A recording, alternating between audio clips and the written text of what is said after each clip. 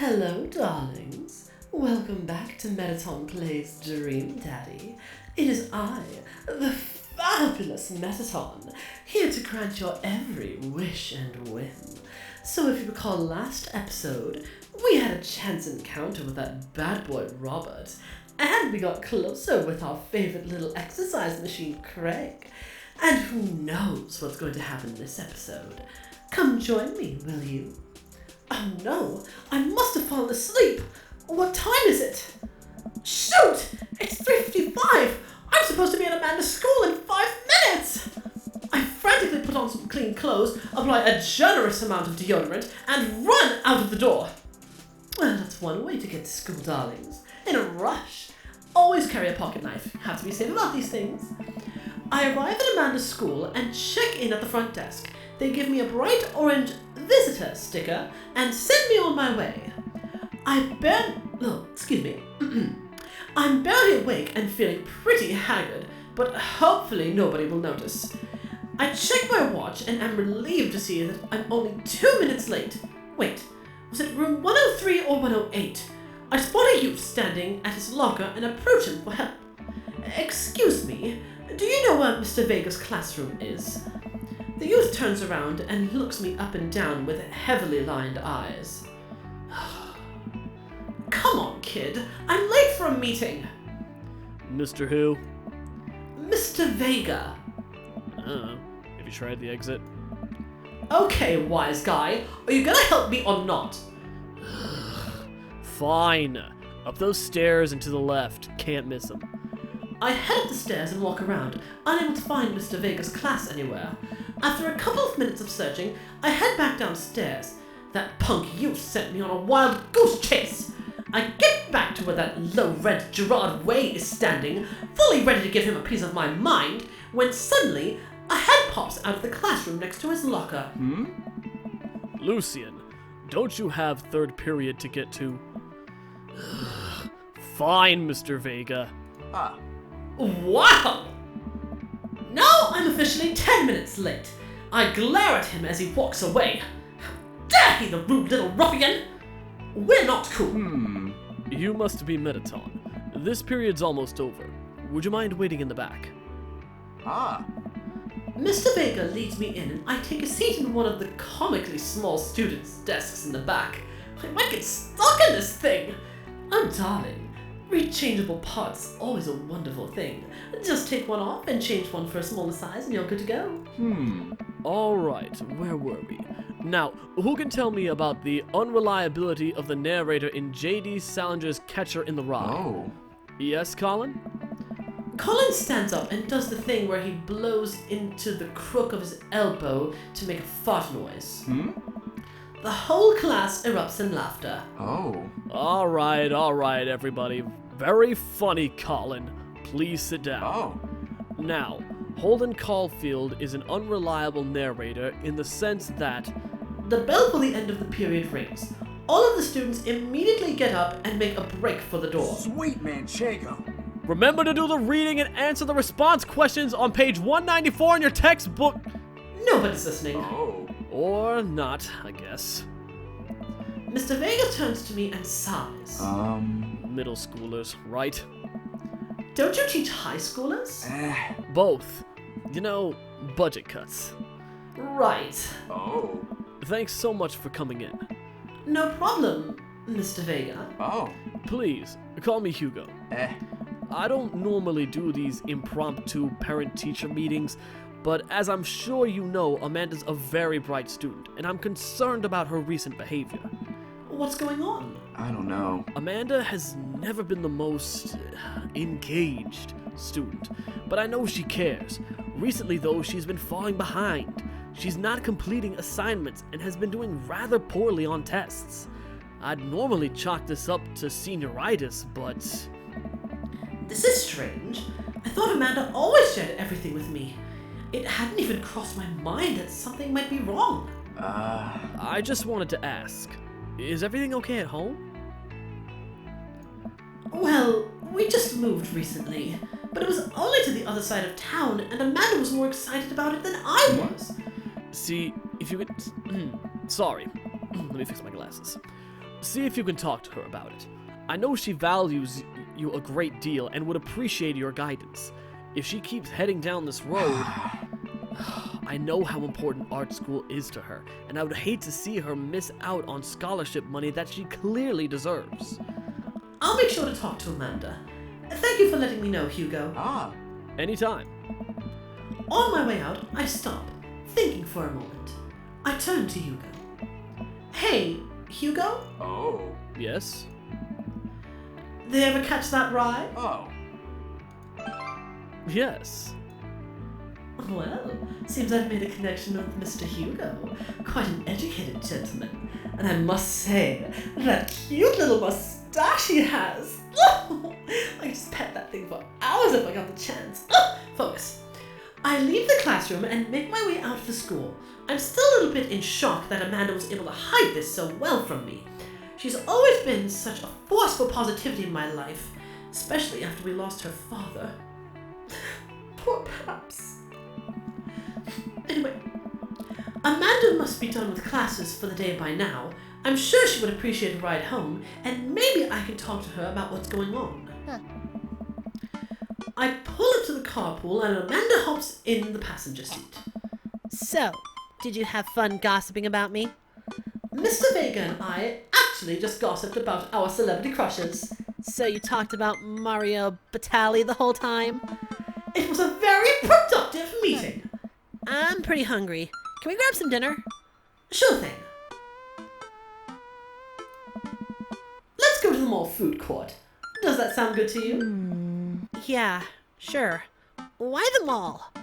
Jeez, can't a dad take his daughter to the mall? Will you buy me things? I will buy you a thing. Singular. Sounds like a deal to me. We drive in silence for a short while. Amanda plays a game on her phone. I should say something.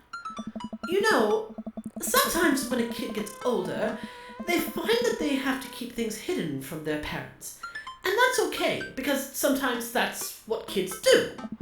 And that's okay, but also remember it's good to have the parents' perspective. Because, you know, maybe the parents have also dealt with similar situations. And maybe they're a little cooler than you give them credit for. Anyway, what I'm trying to say is that it's good to share. Love you. Have you been reading my tweets? You have a Twitter? What? Never mind. Look, sweetie, Mr. Baker said that you haven't been participating in class and that you're not turning things in. Oh, I'm fine, Pops. Senioritis and all that. I thought you liked Mr. Vega's class. It's fine. He's fine. We pull up to a stoplight and I eye Amanda. She's still texting. Ugh, put down the phone! Just, I want you to know that you can talk to me about anything. Uh-huh. I can tell that whatever it is, she doesn't want me knowing about it. Ugh, that's frustrating! And in all honesty, for a parent, it really is. Seeing your child in distress like that and being able to do nothing about it is the worst! But in all honesty, sometimes parents really are trying to help, so if they are trying to ask you if something's wrong, maybe they are really trying to help. But sometimes it is good to keep a few secrets here and there. I heard Emma R's going to that fancy art school in California. That's exciting. Yep. Are you bummed that you guys aren't going to the same school? Yep. Amanda keeps texting. She stifles a laugh. What's so funny? It's, I don't think you'd get it. Okay. Who are you texting? Noah, Who's Noah? my friend. Does he go to your school? Yep. Do you like Noah? What? No! Dad! Ugh! I can't believe you would... Dad! I mean, jeez. Why would you... Ugh! Gross. Sorry. Just asking. She's totally into him. Dad, he's just my friend. Guys and girls can be friends. He's my friend. Okay. Jeez. This is going well, said no parent ever. Well, good talk. Love you, kiddo.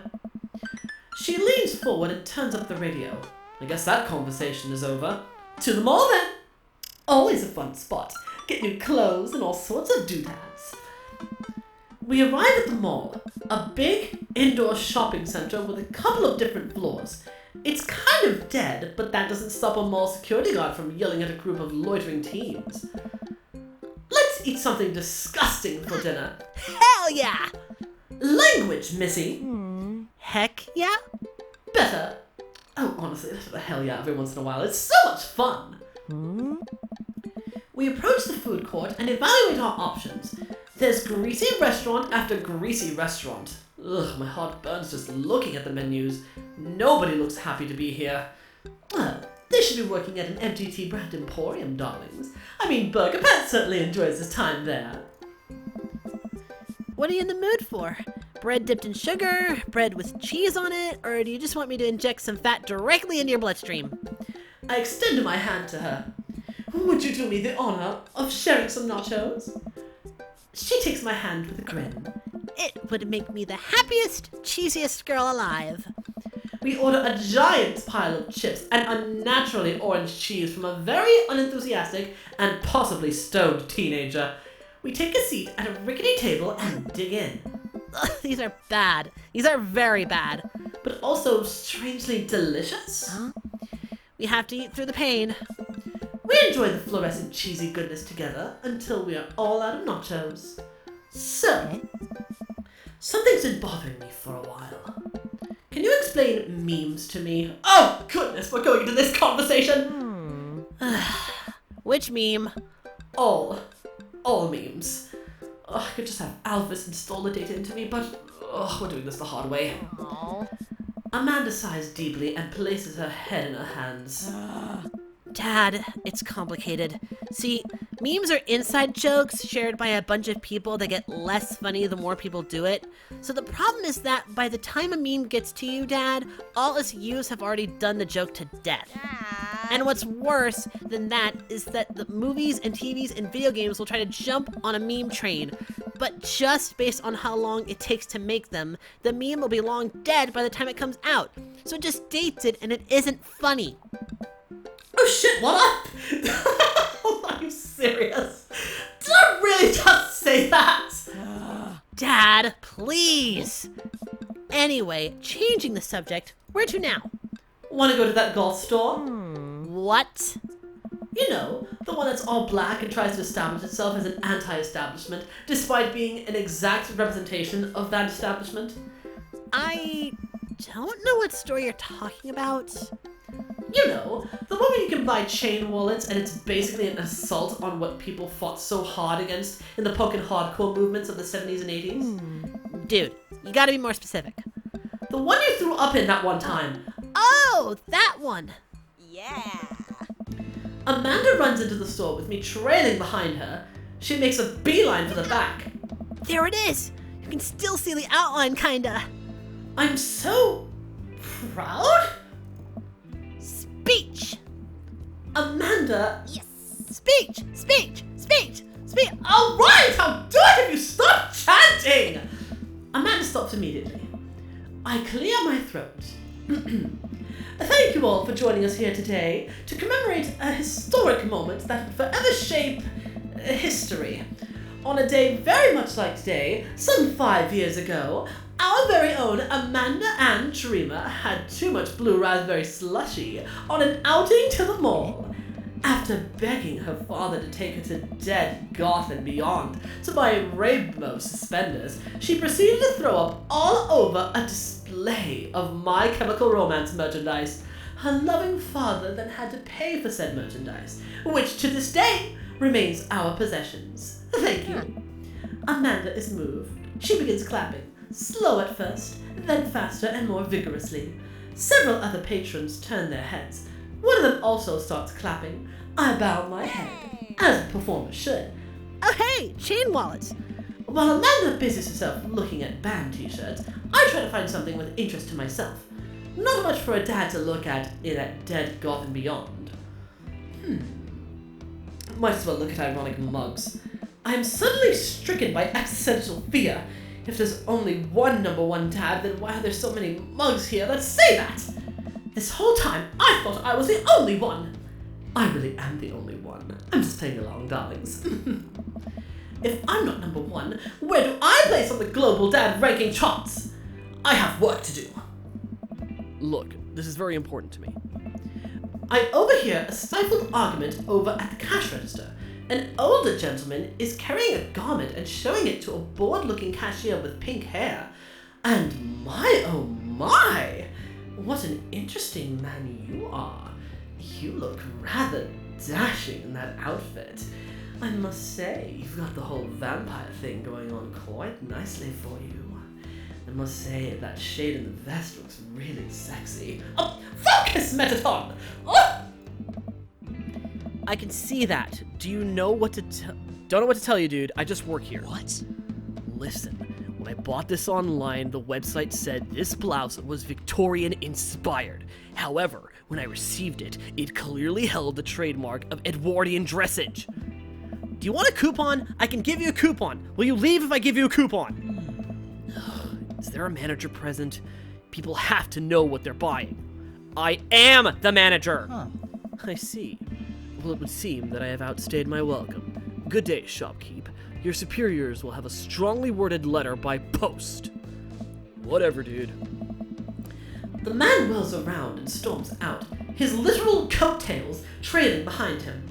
I can't tell if they are Victorian-inspired or Edwardian in nature. Amanda trots up to me with a t-shirt in her hand.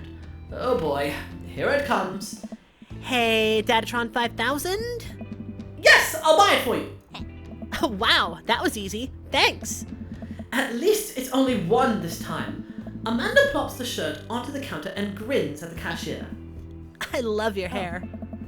The cashier says nothing and rings Amanda up, radiating heat. I hand her a 20. So, what was that guy's deal? The cashier rolls her eyes so hard I'm worried she'll pull something. That's Damien. He's in here all the time. He's obsessed with Victorian fashion or whatever. She hands Amanda her bag and it's clear the conversation is over. We make our way out of the store and head home to get some rest. Damien, huh? Rather fitting for a man of his stature. Amanda and I sit on the couch, trying to find something to watch over bowls of ice cream. Oh, cool. Long Haul Paranormal Ice Road Ghost Truckers is on. Your favorite, right? Oh, hell yes! They have to make it over the Canadian tundra before the ice road melts, but also they're hunting ghosts. Also, the trucks are haunted. This is an episode I've already seen, but it's one of the best. Callum and Flint Dogbone, the twin brother truck driving and ghost hunting duo, find themselves in the greatest peril yet.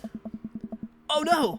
The ghost done gone out of control out of the truck! I can't steer on them damn ice roads! Let me use the EVP meter to try and communicate with the spirits.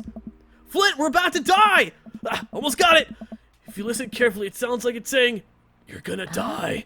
That's because we're about to die, you! This is art. The episode ends and Amanda excuses herself to go and start arguments on the internet. I stay up a little longer, curious about the exploits of Callum and Flint Dogbone after the disastrous ice road accident, not incident. Afterward, I crawl into bed and get a good night's sleep. Especially after that workout that Craig gave us last episode. Oh! Seriously, you want workout, go to him. Like before. Morning, sleepyhead! Oh, 5 more minutes. A diva has to get his beauty sleep. You have never, ever let me have 5 more minutes, so get up! Oh, fine! We have cereal for breakfast and spend the morning putting together furniture. Amanda is much better at interpreting the tiny manuals. We're able to put together a few shelves and one desk, but I'm pretty sure it was supposed to be a bookcase. So, you excited for the cookout today? I'm all over those terrible store-bought sugar cookies that everyone brings to parties. Yeah, those are bad. Which means there are more for me. Don't you want to meet some of the people in the neighborhood? I'll probably end up standing uncomfortably in the corner with a plate of food and hope that nobody talks to me. Dad, you're a beautiful work in progress. We will get that butterfly to emerge from the cocoon. The social butterfly. Well, we better start getting ready. We definitely don't want to be late. Hey. Unless you want to be fashionably late. What? No, we have to be fashionably late. Who shows up to a cookout on time? Oh, I'm so proud of you, darling! That is exactly how I've taught you! Very nicely done, darling. You know what? We're going early. Just because you said that. Oh, I would never, under any circumstances, do that! That is completely out of character! I head out the door and Amanda reluctantly follows. We walk across the street to Joseph's house with a store-bought veggie plate. I'm a terrible cook if it doesn't involve a grill. I guess we're not as early as we thought we were. Joseph's backyard is already packed with people and the smell of hot dogs wafts through the air. Small children run through a sprinkler and adults chat in small clusters. I set our veggie plate down on a table next to two other veggie plates. Huh, guess I wasn't the only one who thought to stay healthy. Hey, there's Joseph! I wave to get his attention. The moment he sees us, he jogs over, arms wide open. Welcome. I'm so glad you two are here. And you brought veggies. Let me introduce you to my family. Kids, come on over here. This is Chris, my eldest. Hi. This is Christian and Christy. They're twins. They stare creepily and say nothing. Creepily is right! Oh, those stares! They're making me uncomfortable. Then, of course, there's our youngest, Krish. Wait, where's Krish? Maybe Mary put him in his crib. Oh no, it's the woman from the bar the other night. What is she doing here? Oh, and how could I forget my lovely wife, Mary? That's a wife?! Hey. Joseph pecks her on the cheek. She smiles. Darling? You need better taste! Seriously! Ah, Mary, sweetheart, did you put Krish to bed? Ah. I'll have to go look for him. What? You'll have to. Joseph takes a moment and regains his composure. Mary, this is our new neighbor, Mettaton, and his daughter, Amanda. Ah. I'd shake your hand, but I have a glass of wine that I need to tend to. I love her. Nice to, meet you, Mary, for the first time. Charmed. Well, I have to go over there now. Mary leaves. Oh, God, this is so awkward. I wonder if Joseph knows. I wonder if Mary knows that Joseph knows. I wonder if Joseph knows that Mary knows that I know. It takes all of my energy not to run away from the barbecue and start fresh in the new city. Ugh, very awkward situation indeed, darlings. My wife has a wonderful sense of humor. But please, you two enjoy the barbecue. All the guys are really excited to meet you. Here, let me introduce you around. Have you met Matt yet? Hey Matt, come meet our new neighbors. This is Mettaton and Amanda. Well, don't you look urban? And oh, tattoos already? Taking a page out of Robert's book. But I do love the dreads and very nice glasses, darling. And you do clean up quite nicely in the face. Color coordination-wise, could use some work, but I know that's the style. Amanda and I both give a wave. Hey, I'm Matt. Nice to meet you two. Matt runs the coffee shop down the street. He bakes a mean carrot cake. Matt grins sheepishly. He also knows everything about music. His record collection takes up a whole wall of his house. That's me, the music guy. That's a bit of an understatement. He also used to be in a... I'm just the music guy. Always stoked to discuss music, tunes, and stuff. That's so cool! I love music.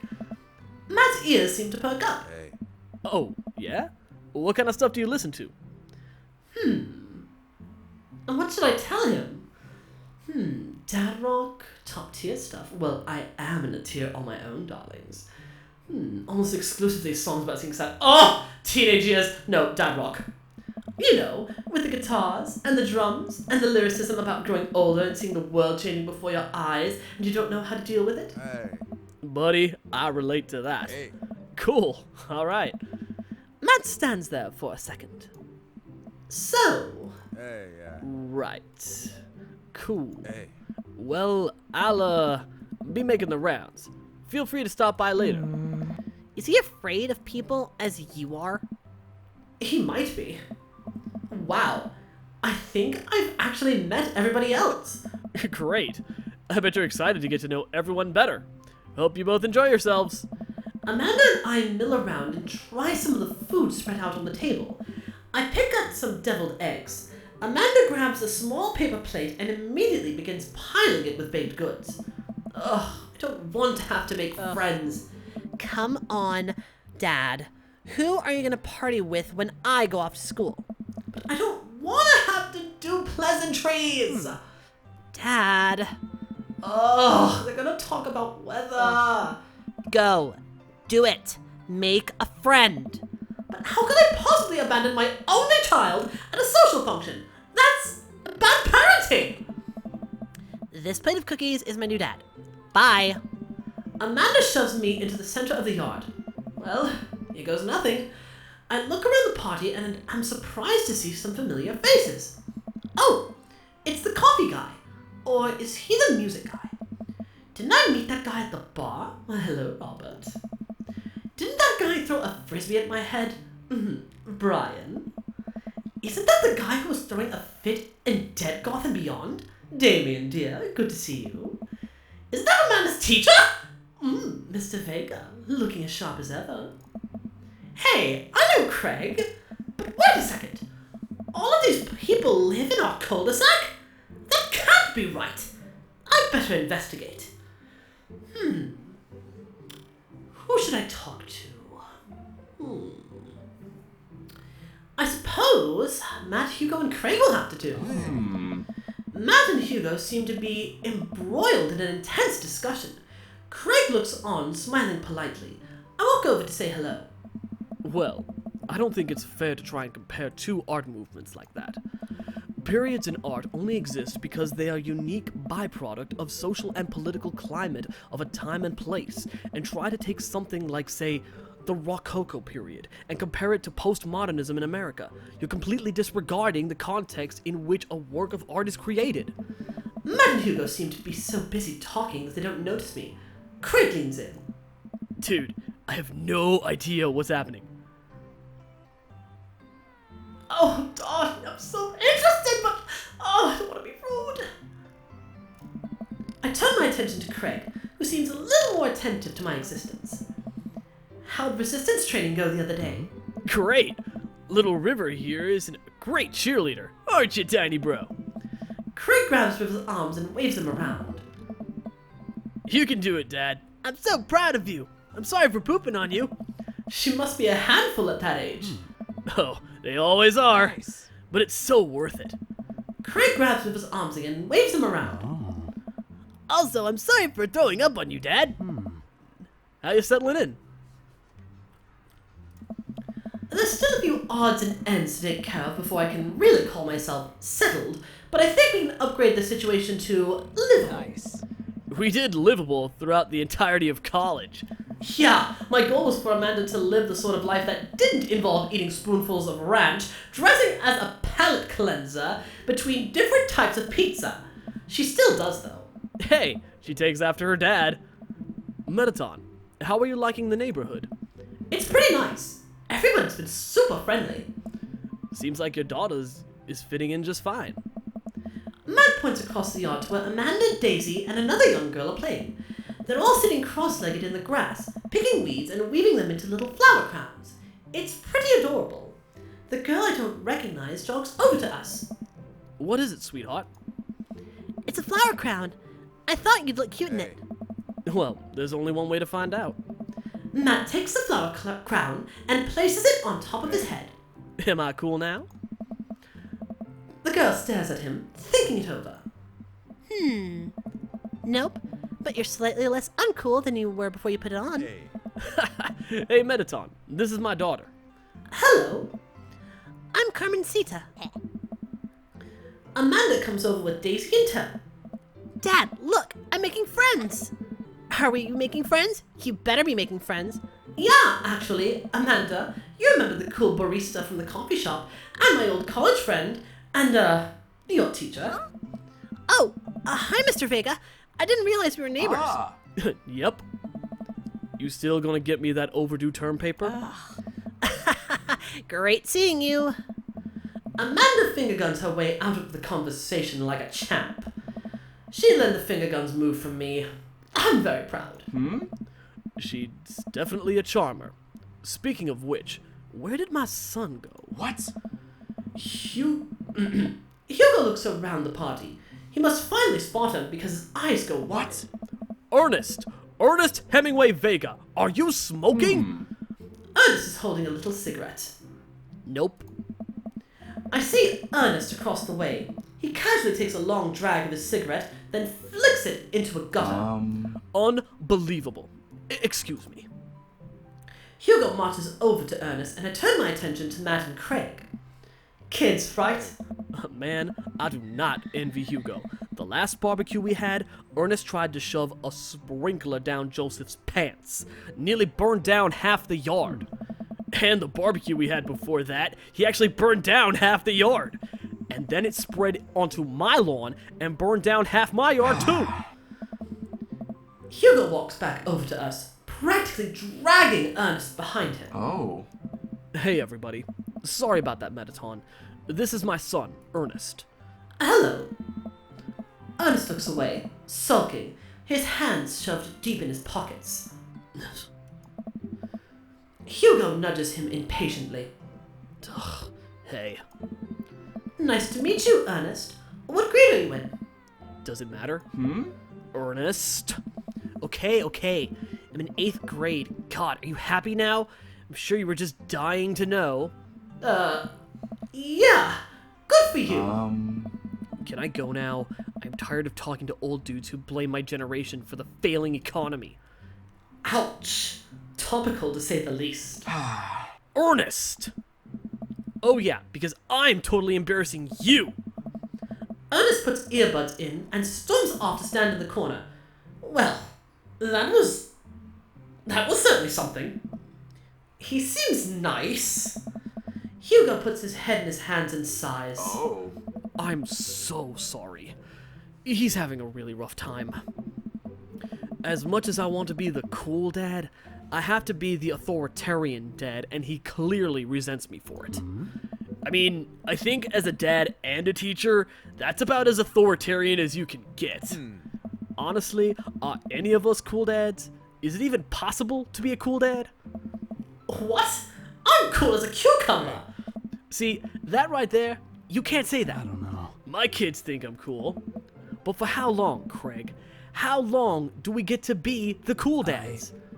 I don't know.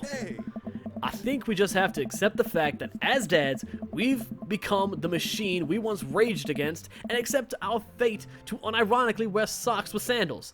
Your kids may think you're cool now, but the moment they hit puberty, you're doomed. Amanda is 18 and she still thinks I'm cool. I yell across the yard to my daughter, Amanda! I'm cool, right? Amanda just laughs. She keeps laughing. I see a point. As much as we all want it, I don't think it's as important to be cool dad as it is just to be a good dad. We can't all be best friends with our kids. It just doesn't work. I mean, look at me and Ernest. Our job as parents is to make sure our kids turn out okay. Yeah, you're right. But it'd be nice to have it both ways. Hearing these guys talk about this makes me think of my relationship with Amanda. We get along so well, but there might come a time when it won't be like that. Is college when that happens? Don't let us eat up your time, Mettaton. Go meet some of the other people around the neighborhood. Okay, we're really running out of time here, so I'm going to cut the episode off here. We certainly had quite a few interesting conversations, haven't we? We'll get to the rest in the next episode. Until then, thank you darlings so much for watching this episode. If you enjoyed it, please leave a like and a comment in the boxes below, letting me know what you think of my interactions with all these wonderful men. And be sure to subscribe, ring the notification bell, and turn on all notifications so you know which dad I'm going to be going after in this particular Let's Play. No spoilers though. Also, be sure to share this video around. I'm sure people are very curious to see what route I'm going to go down. And with that said, this has been Mettaton, and I'll see you next time, darlings. Mwah.